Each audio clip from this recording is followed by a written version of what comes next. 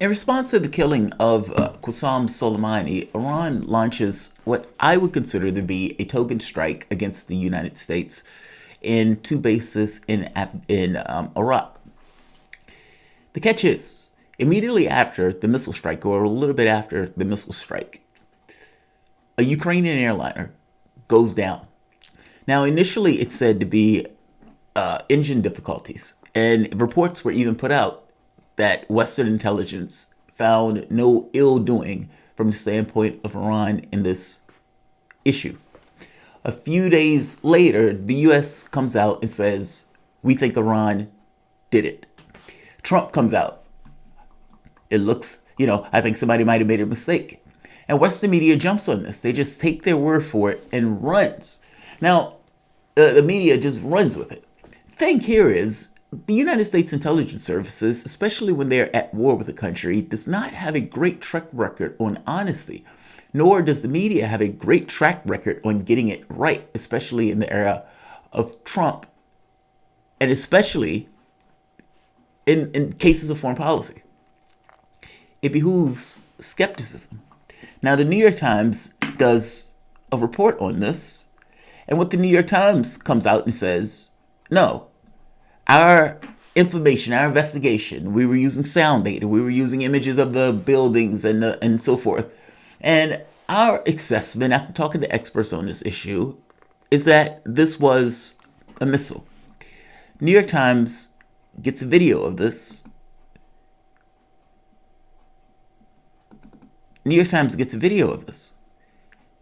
And right here. And they say this is a missile strike. That flash in the sky, take a look at it again. That light, that flash in the sky, the plane tries to turn back around, but the plane ultimately crashes. Now, my point to all of you was, be skeptical. Wait for some level of an investigation. There is no rush where you need to jump to a particular narrative, and yet that's what people seem to do. This video is evidence, but it wasn't definitive. It's definitive now. Iran has come out and admitted that they were responsible accidentally for the missile strike. Javad Zarif is the foreign minister of Iran, outspoken foreign minister of Iran, comes out a sad day, preliminary conclusions of internal investigation by armed forces, human error at the time of the crisis caused by U.S. adventurism led to the disaster. Our profound regrets, apologies, and condolences to our people, to the families of all of our victims, and to other affected nations. In situations of war, governments tend to lie. So it behooves you to be somewhat skeptical in regards to what governments are saying. That's be it the United States or other nations, or Iran in this case, who also is pivoted towards war and has every incentive in the world in putting out a certain degree of propaganda to its own public. The truth of the matter is, if Iran shot down this plane, Donald Trump is responsible for this. I don't see how you can say that he wasn't. The entire pressure campaign that took place did not have to take place.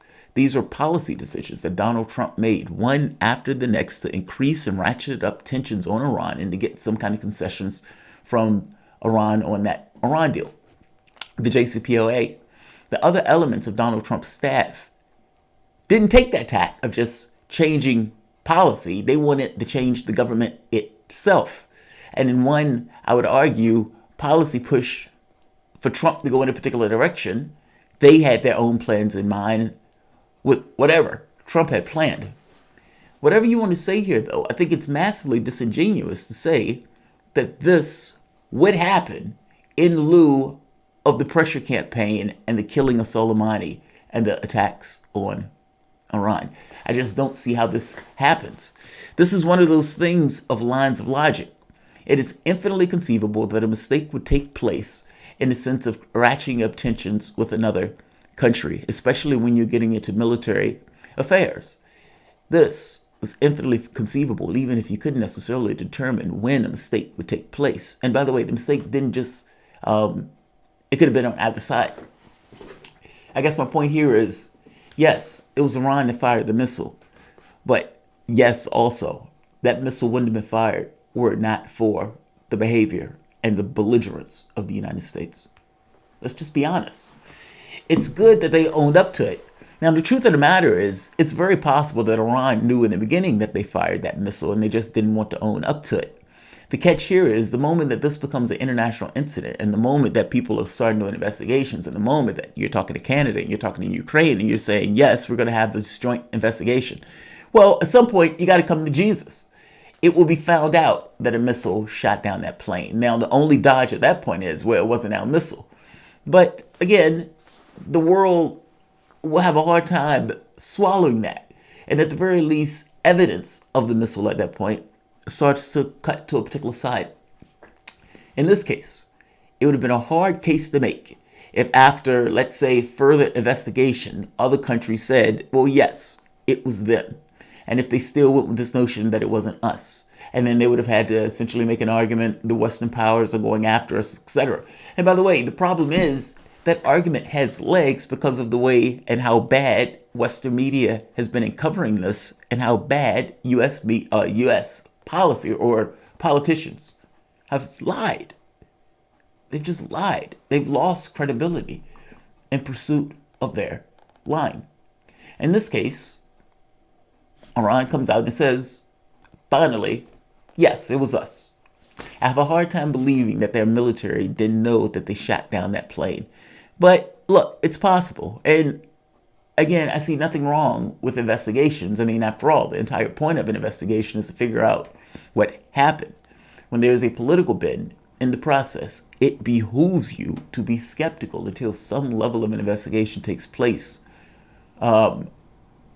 Whether the offending country owns up to it or not. But I've been following the story. And I just wanted to give a heads up on the latest. By the way, we've shot down Iranian airplanes ourselves. We shot down a plane under Ronald Reagan. Ronald Reagan said, I would not apologize for America. Everybody on that plane died. This is a sad mistake and a tragedy. And I would imagine after the indignity of Soleimani being murdered by Donald Trump, this just is another magnitude of tragedy on top of that for that nation. So I would imagine this probably wasn't the easiest thing to come out with and say, but at some point this was going to come out. So they jumped. Actually, they didn't jump it because the New York Times ran with it first, but they at least confirm it. I'll leave it here. This didn't have to happen. This would not have happened were it not for Trump's actions. That's just being honest. This is a line of logic thing. Whether or not the individual pulled the trigger or not is kind of secondary to whether or not the individual took actions that allowed the trigger to be pulled. Would this have taken place had Trump not taken the provocative actions that he has taken? The answer, of course, is no. And by the way, this is kind of like the military thing. It's not so much that your military, any other military, is provocatively evil per se. It's more so, or the individuals are evil. Those people might be accountants. Those people might be the nicest people in the world when they are sitting in the home country. But the moment you send them into a war zone, there are all sorts of pressures that are working on those individuals in that war zone that are going to make them not all that great people. I mean, after all, you're sending them there to be killers. They will be killers. And they would take on certain behaviors and actions and everything else in order to allow them to do that particular task. The things that they encounter on a day-to-day basis, how they behave. It's kind of like rappers at after being in the industry for a particular amount of time, having house parties and everything else. Their life corresponds to the way that they've been to the new environment. I'm saying the same thing is true for soldiers. The war crimes and everything else are infinitely foreseeable. If you put a military into another country and you destroy that country and you have your soldiers occupying that country, what I can guarantee you is there will be a probability of crimes committed just by definition of the action taking place. I'm saying the same thing is true here.